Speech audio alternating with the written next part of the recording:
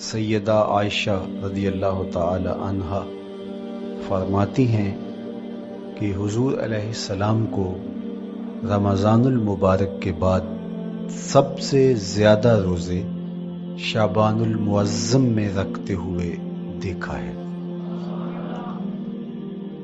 ماہ شعبان میں رمضان المبارک کا شدت سے انتظار کرنا، اس کی ہمیں ترغیب دی گئی ہے، بلکہ رجب کا چاند طلوع ہوتے ہی یہ دعا مانگا کرتے تھے میرے اور آپ کے آقا و مولا کہ اللہ ہمیں شعبان تک اور پھر رمضان المبارک تک پہنچا دے۔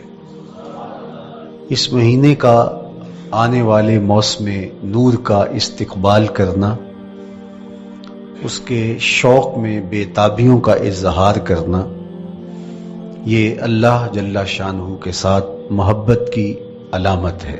شعبان المعظم کے دن گن گن کے گزارے جائیں کہ اتنے دن رہ گئے ہیں رمضان المبارک میں، اب اتنے دن رہ گئے ہیں رمضان المبارک میں۔ انسانی ذہن میں یہ سوال پیدا ہو سکتا ہے کہ متعینہ وقت پر تو اس مہینے نے آنا ہی ہے، اور اگر زندگی موجود رہی تو اس کو پا ہی لیں گے، تو اس شدت سے انتظار کرنے کا کیا مطلب؟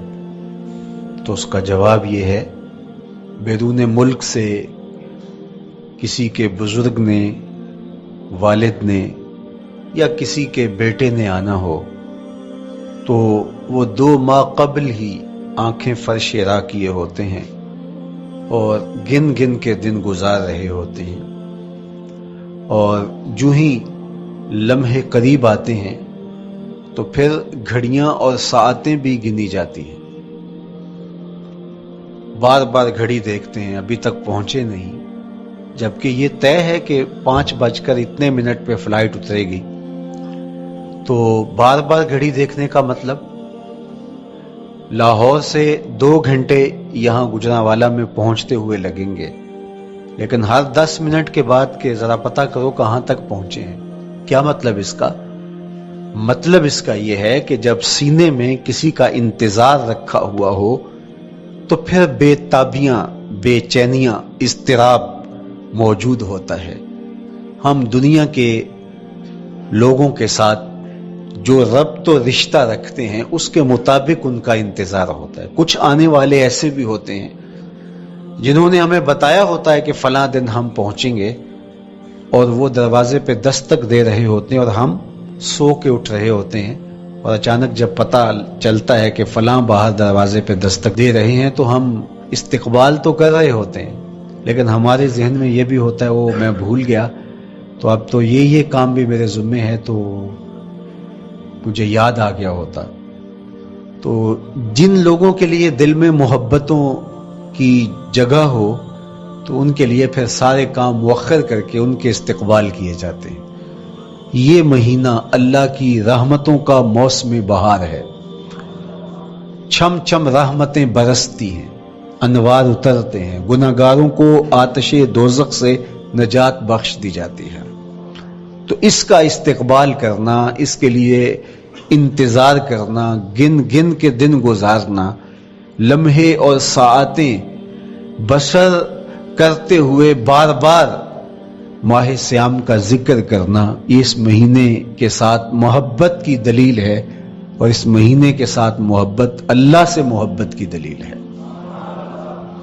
اس لیے اس مہینے کا استقبال کرنا، اس کے لیے تیاری کرنا، اپنے گھر کو صاف کرنا، اس کے لیے اپنی اولاد کے دل میں شوق پیدا کرنا اور ماحول پہلے پیدا کرنے کی کوشش کرنا، تاکہ جو ہی یہ ماہ جلوہ گر ہو تو روزہ رکھنے کا مزاج پیدا ہو چکا ہو، تلاوت کلام مجید کا مزاج پیدا ہو چکا ہو، دیگر نوافل اور اچھے اعمال بجا لانے کی عادت پڑ چکی ہو۔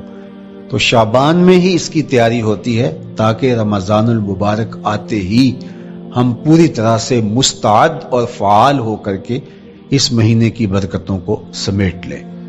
اللہ کے محبوب علیہ السلام نے ارشاد فرمایا کہ جب ماہ سیام آتا ہے فتحت ابواب الجنہ، تو جنت کے 8 دروازے کھول دیے جاتے ہیں۔ جنت تو اللہ جل شانہ کی کرم نوازیوں کا ایک ایسا خوبصورت منظر ہے کہ آج تک نہ کسی آنکھ نے اس کو دیکھا، نہ کسی کان نے سنا، اور نہ اس کا کوئی تصور کر سکتا ہے، ایسی خوبصورت بنائی ہے۔ وہاں کی ہوائیں جب چلتی ہیں تو گرد نہیں اڑتا، کستوری اڑتی ہے۔ وہاں دودھ کی، شہد کی، مائع معین، کوثر، سلسبیل کی نہریں بہتی ہیں، موتی زمرد کے محلات بنے ہوئے ہیں۔ وہ خوبصورت محل اور وہ خوبصورت جنت کا ماحول، لیکن اس کے باوجود اس خوبصورت جنت کو، مرصع جنت کو، نظیف ترین بقعۂ رحمت کو 11 ماہ تک رنگ و روغن کیا جاتا ہے رمضان المبارک کے استقبال کے لیے، اور جب یہ مہینہ آتا ہے تو اس کے دروازے کھول دیے جاتے ہیں، اور جنت کے 8 دروازوں میں سے ایک دروازے کا نام باب الریان رکھا گیا ہے، جو صرف روزہ داروں کے اعزاز و تکریم کے لیے ہے۔ روزہ دار اس دروازے سے گزر کے جنت جاتے ہیں۔ تو آپ اندازہ کیجئے کہ اللہ نے اس ماہ مبارک کو کیا عزت دی ہے، کیا پروٹوکول دیا ہے، کیا تکریم بخشی ہے کہ نبیوں کا امام، امام المرسلین، خاتم الانبیاء، محبوب خدا اس مہینے کے لیے منتظر رہتے کہ یہ مہینہ آنے والا ہے، یہ مہینہ آنے والا ہے۔ حضرت سیدنا سلمان فارسی رضی اللہ تعالی عنہ فرماتے ہیں کہ شعبان کی آخری تاریخ کو حضور نے ایک خطبہ ارشاد کیا۔ بعض علماء نے کہا کہ یہ شعبان کا آخری جمعہ تھا، یا ہو سکتا ہے کہ آخری جمعہ 29 شعبان کو ہی ہو۔ تو رمضان المبارک سے قبل حضور نے یہ خطبہ ارشاد کیا، جو مختلف کتب احادیث میں موجود ہے۔ یا ایھا الناس، اے لوگو، قد اظلکم شہر عظیم، اللہ نے تمہارے اوپر ایک بہت پاکیزہ، پر نور، عالی مرتبت مہینہ سایہ فگن کر دیا ہے۔ شہر فیہ لیلۃ خیر من الف شہر، اس مہینے میں ایک ایسی رات ہے جو 1000 مہینے سے بہتر ہے۔ جعل اللہ صیامہ فریدہ و قیام لیلۃ تطوع، اس مہینے کے دن کے روزے فرض قرار دیے گئے اور راتوں کا قیام نفل بنایا گیا۔ تراویح کی صورت کے اندر راتوں کے قیام کا ماحول پیدا ہوتا ہے، صلاۃ اللیل پڑھی جاتی ہے، نوافل پڑھے جاتے ہیں کثرت کے ساتھ۔ یہ اس مہینے کی شانیں ہیں، یہ اس مہینے کی رونقیں ہیں۔ اس مہینے میں اللہ تعالیٰ نے خاص کرم نوازیاں عطا کی ہیں اہل ایمان کو۔ وَمَن تَقَرَّبَ فِيهِ بِخَصْلَةٍ مِّنَ الْخَيْرِ كَانَ كَمَنْ أَدَّى فَرِيضَةً فِيمَا سَوَاهُ، ایک نفل کا ثواب ایک فرض کے برابر اس مہینے میں کر دیا جاتا ہے۔ وَمَنْ أَدَّى فَرِيضَةً كَانَ كَمَنْ أَدَّى 70 فَرِيضَةً فِيمَا سَوَاهُ، اور اگر کوئی ایک فرض ادا کرتا ہے تو اس کو 70 فرائض کا ثواب ملتا ہے۔ اس قدر نیکیوں کا اجر بڑھا دیا جاتا ہے، ان کی قیمت بڑھا دی جاتی ہے اس مہینے میں۔ اور پھر ارشاد فرمایا وَهُوَ شَهْرُ الصَّبْرِ، یہ صبر کا مہینہ ہے۔ ہونے کے باوجود بھی انسان تناول نہیں کرتا، ٹھنڈا میٹھا مشروب میسر ہے اور زبان کانٹا بن گئی، حلق خشک ہو گیا، لیکن اس کے باوجود بھی ایک گھونٹ حلق سے نیچے اتارنے کا روادار نہیں ہوتا۔ وضو کرتے بھی احتیاط کرتا ہے کوئی قطرہ آب حلق سے نیچے نہ ٹپک جائے۔ تو یہ صبر سکھاتا ہے، جب ہو بھی تو انسان اس سے گریز کرے، تو جب ہوگا نہیں تو پھر انسان صبر کا عادی بن جاتا ہے، تو یہ صبر کی عادت ڈالتا ہے۔ یہ شہر الصبر ہے۔ پھر فرمایا والصبر ثوابہ الجنہ، اور سنو صبر کا ثواب جنت ہے۔ جو شخص صابر ہوتا ہے اس کا صلہ جنت کی صورت میں عطا کیا جائے گا۔ وشہر المواسات، اور یہ ہمدردی کا مہینہ ہے، باہمی پیار کا مہینہ ہے، الفتیں بانٹنے کا مہینہ ہے، نرم دلی کا مہینہ ہے، ایک دوسرے کے احساس کا مہینہ ہے۔ جب کوئی شخص بھوک اور پیاس کاٹتا ہے تو اس کو پھر محسوس ہوتا ہے، بالخصوص امراء، کہ بھوک کیا بلا ہوتی ہے، اور جو نان شبینہ کو ترستے ہیں اور جنہیں کھانا میسر نہیں آتا ان کی زندگیاں کتنی تلخ ہوتی ہیں۔ تو بھوک اور پیاس احساس پیدا کرتی ہے ان لوگوں کا کہ جو اللہ کی دی ہوئی نعمتوں سے محروم ہیں۔ تو اس لیے یہ ایک قسم کا رحم دلی کا مہینہ ہے، پیار بانٹنے کا مہینہ ہے، یہ الفتیں تقسیم کرنے کا مہینہ ہے۔ وَشَهْرٌ يُزَادُ فِيهِ رِزْقُ الْمُؤْمِنِ، اور یہ ایسا مبارک مہینہ ہے جس میں مومن کا رزق بڑھا دیا جاتا ہے۔ روزہ کھانا بچانے کے لیے، یہ اخراجات کم کرنے کے لیے نہیں ہے، بلکہ اس میں آپ کا رزق اور بڑھ جاتا ہے۔ ایسی ایسی نعمتیں کھانے کو ان لوگوں کو بھی نصیب ہو جاتی ہیں عام دنوں میں جو ان کا مقسوم نہیں ہوتی۔ دسترخوان لگتے ہیں، افطاریاں ہوتی ہیں، سحری کے لمحات ہوتے ہیں، کوئی کسی کو ویسے کھانا کھلائے تو اس دسترخوان پہ کھانے کے لیے آنا اس کا اور رنگ ہوتا ہے۔ لیکن افطار کا دسترخوان جب بچھتا ہے اور لوگ جب اس کے اوپر آتے ہیں، امیر بھی آتے ہیں، غریب بھی آتے ہیں، تو اللہ کی دی ہوئی نعمتیں جو دسترخوان پہ پڑی ہوتی ہیں ان کو اٹھاتے ہیں، کام و دہن کی تسکین کا سامان کرتے ہیں، عزت نفس بھی مجروح نہیں ہوتی، اور طرح طرح کی نعمتیں کھانا بھی دستیاب ہو جاتی ہیں۔ تو یہ ایک مہینہ ہے مواسات کا، اس میں رزق بڑھ جاتا ہے، غرباء تک بھی اللہ کی نعمتیں وہ پہنچتی ہیں جو عام دنوں میں ان کو میسر نہیں ہوتی، اور امراء بھی نعمتوں کا لطف لیتے ہیں، نعمتوں کا مزہ انہیں آتا ہے، اس لیے کہ بھوک کاٹنے کے بعد جب ان کو نعمت میسر آتی ہے تو پھر انہیں احساس ہوتا ہے۔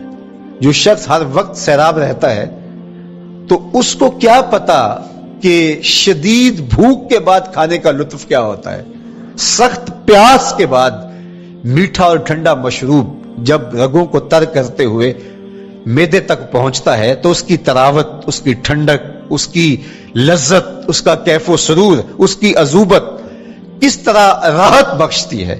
اسی لیے میرے اور آپ کے آقا و مولا نے ایک دوسرے مقام پہ ارشاد فرمایا، للصائم فرحتان، فرحت عند فطرہ و فرحت عند لقاء ربہ۔ روزے دار کے لیے دو خوشیاں ہیں، ایک خوشی اسے تب ملتی ہے جب وہ روزہ افطار کرتا ہے، وہ لمحے مسرتوں کے ہوتے ہیں، ایک روحانی احساس ہوتا ہے، اتنا لمبا دن، اتنا سخت دن، گرمی کی شدت، مالک تیرا شکر ہے لمحہ اختتام پہنچا، اور یہ اتنا لمبا دن تیرے حکم کی تعمیل کرتے ہوئے بسر ہو گیا۔ ایک تو روزہ کھولتے ہوئے وہ ایک سرشاری ہوتی ہے، وہ ایک لذت ہوتی ہے، روحانی تسکین ہوتی ہے۔ آج کل وہ افطار کے دسترخوان لگتے ہیں تو جس طرح ہمارے سارے معاملات جو ہیں وہ ملوث ہو گئے ہیں ریا سے، تسنن سے، اس طرح افطار بھی ایک فیشن کے طور پہ فروغ پا رہی ہے۔ تو اس میں امراء کو اور شخصیات کو بلایا جاتا ہے، اور ایسے لوگ کثرت کے ساتھ ہوتے ہیں جن کا روزہ بھی نہیں ہوتا، تو پھر ظاہر ہے رسمن تو اتنی دیر تک وہ کچھ نہیں اٹھا سکتے جب تک اذان کی آواز نہیں آتی، افطار کے لمحے نہیں آتے۔ تو اس وقت جو روزہ دار ہوتا ہے جب وہ مشروب لے رہا ہوتا ہے، جب وہ کوئی لقمہ اتار رہا ہوتا ہے، تو اس کی جو فرحت ہوتی ہے، اور جس نے روزہ نہیں رکھا اور وہ بھی افطار کے دسترخوان پہ بیٹھا ہے، تو کیا اس کو کوئی روحانی حظ، کوئی سرور، افطار کے لمحوں کا کوئی لطف مل سکتا ہے؟ وہ بیچارہ کتنا بے چین ہوتا ہوگا کہ یہ شخص ہے کمزور ہے، سارا دن مزدوری کر کے آیا ہے، اور اس کا بھی تو سارا دن گزر گیا بھوک اور پیاس سے، اور میں صحت مند ہوں اور سارا دن ٹھنڈے ماحول میں رہا ہوں اور مجھے توفیق نہیں ملی، تو وہ گھونٹ کتنے مشکل اس کے لیے ہوتے ہوں گے۔ اور روزہ دار کے لیے کس قدر وہ آسودہ بخش لمحے ہوتے ہیں کہ جب اس کو یہ مسرت ہو رہی ہوتی ہے کہ مالک تیرا شکر، گرم موسم، زباں کانٹا، حلق خشک، اور تو نے تکمیل تک لمحے پہنچائے اور میرا دن خیریت سے گزر گیا، تو وہ اس کے لیے ایک خوشی کا لمحہ، روحانی مسرت کی کیفیت۔ اور دوسری کہ جب وہ ٹھنڈا اور میٹھا مشروب، سارے دن کی سوکھی ہوئی زبان اور خشک حلق، اور انسان کی جو ہے وہ رگیں بھی، انتڑیاں بھی خشک ہو چکی ہوتی ہیں، تو ٹھنڈا اور میٹھا مشروب جب انسان کے معدے کی طرف بڑھ رہا ہوتا ہے، زبان بولے نہ بولے، ایک ایک رواں اللہ کی حمد بول رہا ہوتا ہے، اور تشکر انسان کے رگو ریشہ سے ادا ہو رہا ہوتا ہے، اور اس کی کیفیت، اس کی سرشاریاں، اس کی لذتیں وہ دیکھنے کی ہوتی ہیں۔ تو کہا للصائم فرحتان، روزے دار کو تو ایک فرحت اس وقت ملتی ہے عند فطر ہی، جب وہ روزہ کھولتا ہے، روحانی فرحت بھی، جسمانی فرحت بھی۔ وفرحۃ عند لقاء ربہ، اور دوسری فرحت اور دوسری خوشی اسے تب ملے گی جب اس روزے کے صلے میں اللہ تعالیٰ اپنے رخ انور سے پردہ اٹھا دے گا اور روزہ دار کو اپنے دیدار کی دولت عطا کرے گا، تو وہ پھر منظر دیکھنے والا ہوگا، روزہ دار کی آنکھیں ٹھنڈی ہو جائیں گی۔ اصل افطار تو وہ ہوگی نا، اللہ اکبر، اصل تو شربت دیدار ملے گا جو روح کی پیاس بجھا دے گا، جو من کی بھوک مٹا دے گا۔ تو کہا للصائم فرحتان، فرحۃ عند فطرہ وفرحۃ عند لقاء ربہ، روزہ دار کے لیے دو خوشیاں ہیں، ایک خوشی وہ ہے جب اس کے جسم کی پیاس بجھتی ہے، اور ایک خوشی تب ملے گی جب روح کی بھوک مٹے گی، جب من کی پیاس بجھے گی، اور پھر وہ سرشاریوں کے عالم میں دیکھتا ہی چلا جائے گا، اور وہ سیراب ہی نہیں ہو پائے گا کہ میں ان دو آنکھوں سے دیکھ رہا ہوں، کاش کے لو لو دے مڈ لک لک چشمہ، ایک کھولا تے ایک کجا ہوں۔ وہ اس آرزو میں ہوگا کہ میرا رواں رواں آنکھ بن جائے اور میں اس دیدار سے فیضیاب ہوتا چلا جاؤں۔ تو وہ کیا لمحے ہوں گے، وہ کیا گھڑیاں ہوں گی، وہ کیا ساعتیں ہوں گی، کوئی لفظ نہیں ہے جن لفظوں میں ان حقیقتوں کو بیان کیا جا سکے، اس لیے کہ وہ منظر ہی وراء الورا ہوگا۔ تو روزہ دار کو فرحت ملتی ہے جب وہ روزہ کھولتا ہے۔ تو فرمایا وَشَهْرٌ يُزَادُ فِيهِ رِزْقُ الْمُؤْمِنِ، اس میں مومن کا رزق بڑھا دیا جاتا ہے۔ وَمَنْ فَطَّرَ فِيهِ صَائِمًا كَانَ مَغْفِرَةً لِذُنُوبِهِ، جس نے روزہ دار کا روزہ افطار کروایا۔ اللہ کے محبوب فرماتے ہیں کہ ایک تو خود روزہ رکھا، اور دوسری سعادت یہ ہے کہ ماہ سیام میں روزہ دار کا روزہ افطار کروایا۔ آپ شریعت بیضاء کو بنظر عمیق مطالعہ کر کے دیکھیں، ماہ سیام میں بہت زیادہ اس بات پہ زور دیا گیا ہے کہ روزہ افطار کرواؤ۔ اپنے گھر میں بیٹھ کر کے روزہ افطار کر لینا یہ بھی سعادت مندی ہے، روزہ نصیب ہو جائے، لیکن اس بات پہ بہت زور دیا گیا ہے ماہ سیام میں کہ ایک ماحول پیدا ہو، لوگوں کو افطار کروائیں تاکہ تمام لوگوں تک اللہ تعالیٰ کی نعمتیں پہنچیں، اور لوگوں تک جو ہے وہ رمضان المبارک کی برکتیں پہنچیں۔ تو ارشاد فرمایا وَمَنْ فَطَّرَ فِيهِ صَائِمًا، جس نے روزے دار کا روزہ افطار کروایا، کَانَ مَغْفِرَةً لِذُنُوبِهِ، تو وہ افطار کروانے والوں کے گناہوں کی بخشش کا ذریعہ بن جائے گا، یہ افطاری گناہوں کی مغفرت کا سبب بن جائے گی۔ وَإِتْقَ رَقْبَتِهِ مِنَ النَّارِ، اور آتش دوزخ سے گردن کی آزادی کا مجدہ جاں فضا بن جائے گا یہ امر کہ اس نے کسی کا روزہ افطار کروایا۔ وَقَانَ لَهُ مِثْلُ أَجْرِهِ مِنْ غَيْرِ أَنْ يَنْقُصَ مِنْ أَجْرِهِ شَيْءٌ، اور روزہ افطار کروانے والے کو روزہ رکھنے والے جتنا اجر ہی دیا جائے گا، لیکن روزہ رکھنے والے کے اجر میں بھی کوئی کمی نہیں واقع ہوگی۔ جتنا اس نے سارے دن کی بھوک اور پیاس کاٹ کر کے، تکلیف اٹھا کر کے روزہ رکھا، جس نے شام کو اس کو افطار کر دیا، اتنا ہی ثواب اس کو عطا کر دیا جائے گا، اس کا اجر کم کیے بغیر۔ اللہ اکبر، یہ امت کے لیے اللہ نے کیا پیکج دیا ہے، کیا کرم نوازیاں ہیں اس امت کے لیے۔ آقا کریم نے ارشاد فرمایا ایک شخص صبح سے لے کے ظہر تک مزدوری کرتا ہے، اس کو 1 قیراط دیا جاتا ہے، اور ایک شخص ظہر سے لے کر عصر تک مزدوری کرتا ہے، اس کو بھی 1 قیراط دیا جاتا ہے، اور ایک عصر سے لے کر مغرب تک مزدوری کرتا ہے، اس کو 2 قیراط دیے جاتے ہیں۔ فرمایا پہلی مثال یہود کی ہے، دوسری مثال نصارہ کی ہے، اور تیسری مثال میری امت کی ہے۔ یہودیوں نے اور عیسائیوں نے اس پہ اعتراض کیا کہ ہمارا اجر کیوں تھوڑا ہے؟ تو میرے اور آپ کے آقا و مولا نے فرمایا تمہارا تھوڑا نہیں، ہمارا زیادہ ہے۔ آج کل اگر 1000 روپیہ مزدوری چلتی ہو مزدور کی، تو کوئی شخص صبح سے شام تک ایک شخص سے مزدوری کروائے اور 1000 روپیہ دے دے، اور دوپہر کو اڈے سے جا کے ایک مزدور اور لے آئے، شام کو اس کو بھی 1000 روپیہ دے آئے، اور ایک شخص کو عصر کے وقت لائے اس کو 2000 روپیہ دے دے، تو 1000 والا کہے کہ میرے سے زیادتی ہوئی ہے، تو اس سے زیادتی تو نہیں ہوئی، اسے تو پوری مزدوری دی گئی ہے۔ اب اس پہ مہربانی ہوئی ہے، اس پہ رحمت ہوئی ہے۔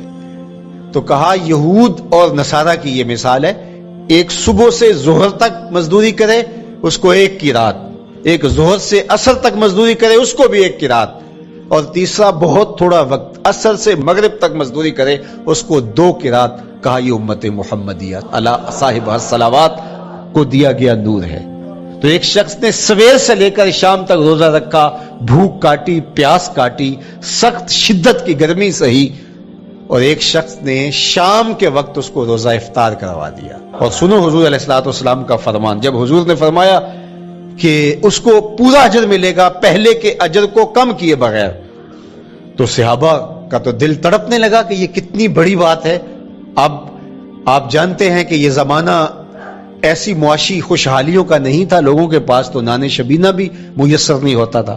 تو صحابہ نے جو سوال کیا، قالوا یا رسول اللہ صلی اللہ علیہ وسلم، انہوں نے کہا اے اللہ کے پیارے رسول صلی اللہ علیہ وسلم، لیسا کلنا یجد ما یفطر الصائم، ہم میں سے تو ہر بندہ یہ طاقت نہیں رکھتا کہ روزہ دار کو روزہ افطار کروا دے۔ تو یہ اتنی بڑی سعادت، تو یہ تو پھر اہل زر ہی یہ سعادت حاصل کر پاتے ہیں، ہمارے جیسے لوگ تو پھر جو مال و دولت نہیں رکھتے تو وہ تو پھر یہ سعادت نہیں حاصل کر پائیں گے۔ تو میرے اور آپ کے آقا و مولا نے کیا فرمایا؟ قال، حضور نے ارشاد فرمایا یؤتی اللہ ھذا الثواب، یہ ثواب اللہ اسے شخص کو بھی عطا کرے گا، من فطر صائما علی مزقۃ لبن او تمرۃ او شربۃ من ماء، فرمایا کہ یہ اجر اللہ اس کو بھی عطا کرے گا جس نے کسی کا روزہ 1 گھونٹ دودھ سے کھلوا دیا، یا 1 کھجور سے کھلوا دیا، یا پانی کے 1 گھونٹ سے اس کا روزہ افطار کروا دیا۔ لازمی نہیں ہے کہ دسترخوان سجا ہو، انواع اقسام کے کھانے پڑے ہوں اور وہ افطاری ہی افطاری قرار پائے گی۔ جس نے کسی کو وہاں باہر ٹوٹیوں سے پانی کا گلاس بھر کے، کٹورا بھر کے سادہ پانی بھی پیش کر دیا تو اس کو بھی ثواب مل جائے گا۔ کتنا ثواب ملے گا؟ پورا روزہ رکھنے کا ثواب اس کو ملے گا۔ کتنی رحمتوں کی لوٹ سیل لگی ہے، کوئی ایسے بھی بانٹتا ہے، کوئی ایسے بھی کرم نوازیاں ہوتی ہیں، لیکن میرے رب کے خزانے کتنے کھلے ہیں۔ میں نے مدینہ المنورہ میں ایک شخص کو دیکھا کہ وہ روزے کے وقت وہاں سے ہی گلاس لیتا اور زمزم سے بھرتا اور روزہ داروں کے آگے رکھتا چلا جاتا، اور روزانہ اس کا یہ عمل ہوتا، نماز عصر کے بعد شروع ہوتا، جتنی اس کی پہنچ ہوتی ہر ایک کے آگے رکھتا چلا جاتا، پانی بھی وہاں سے لیا، گلاس بھی وہاں سے لیا۔ اللہ اکبر، فرمایا دودھ کا 1 گھونٹ یا پانی کا 1 گلاس یا 1 کھجور اس نے کسی کو پیش کی اور اس نے اس سے روزہ کھولا۔ اللہ کے محبوب فرماتے ہیں پہلے کے اجر میں بغیر کسی کمی کے اس کو پورا ثواب روزے کا نصیب ہوگا۔ اللہ اکبر۔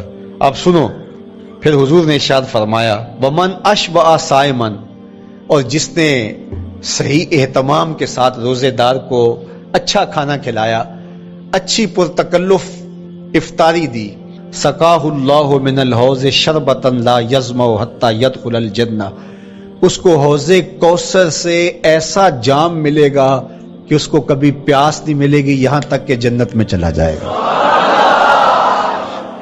اللہ اکبر، اس کو کوثر کے جام نصیب ہوں گے حشر کی گرمی میں، اور آپ کو معلوم ہے، علماء سے آپ نے بارہا سنا ہوگا کہ جام کوثر جس نے ایک بار پی لیا پھر 50,000 سال کے دن میں اس کو دوبارہ پیاس نہیں لگے گی۔ یہ جام کوثر کی خصوصیت ہے۔ فرمایا وَهُوَ شَهْرٌ أَوَّلُهُ رَحْمَةٌ، یہ وہ مہینہ ہے جس کے پہلے 10 دن رحمت ہیں اور اس کا درمیانی عشرہ مغفرت ہے، وَآخِرُهُ عِتْقٌ مِّنَ النَّارِ، اور اس کا آخری عشرہ جو ہے وہ آتش دوزخ سے نجات کا ضامن ہے۔ فَاسْتَكْثِرُوا فِيهِ مِنْ 4 خِصَالٍ، کہا کہ 4 کام اس مہینے میں کثرت کے ساتھ کرو۔ خصلتان ترضون بہما ربکم، 2 کام تو وہ ہے جس سے تم اپنے رب کو راضی کرو گے۔ وخصلتان لا غنا بکم عنہما، اور 2 کام ایسے ہیں کہ ان سے بے نیاز نہیں ہو سکتے، تو وہ تمہیں کرنے پڑیں گے۔ اما الخصلتان اللتان ترضون بہما ربکم، وہ 2 خصلتیں، 2 کام جن کے ذریعے سے تم اپنے رب کو راضی کر سکو۔ فشہادت اللہ الہ الا اللہ، وہ گواہی دینا ہے لا الہ الا اللہ۔ وتستغفرونہ، اور تم کثرت سے استغفار کرو، اللہ سے بخشش مانگو۔ یہ 2 کام تم نے کرنے ہیں۔ وَأَمَّا الْخَصْلَتَانِ اللَّتَانِ لَا غِنَىٰ بِكُمْ عَنْهُمَا، اور وہ چیزیں جن بغیر تمہیں چارہ نہیں ہے۔ فَتَسْأَلُونَ الْجَنَّةَ وَتَعُوذُونَ مِنَ النَّارِ، اللہ سے جنت طلب کرو اور دوزخ سے پناہ مانگو۔ تو یہ 2 کام جو تمہاری ضرورت ہے تم اس مہینے میں کثرت کے ساتھ کرو۔ تو یہ مہینہ رحمتوں کی لوٹ سیل کا مہینہ ہے، یہ کرم نوازیوں کے امٹتے ہوئے دھارے ہیں، یہ سیل رحمت ہے جو کہ من کی سیرابی کا سبب اور ذریعہ ہے۔